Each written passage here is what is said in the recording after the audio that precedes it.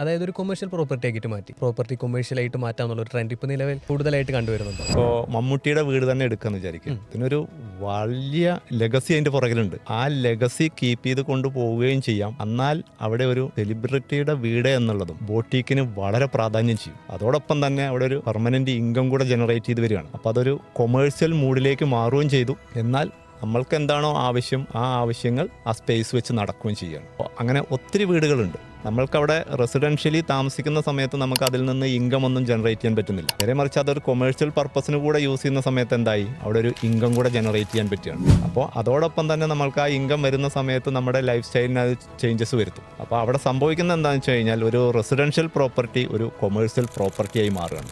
അത് അവിടെ കീപ്പ് ചെയ്തുകൊണ്ട് ചെയ്യുകയാണെങ്കിൽ അതൊരു ലെഗസിയും കൂടെ അതിൻ്റെ പുറകിൽ വരുന്നു. അത് വളരെ യൂസ്ഫുള്ളാണ് ശരിക്കും പറഞ്ഞു കഴിഞ്ഞാൽ ഇവിടുന്ന് വീട് പൂട്ടിയിട്ട് പോകുന്നവരെ സംബന്ധിച്ചിടത്തോളം.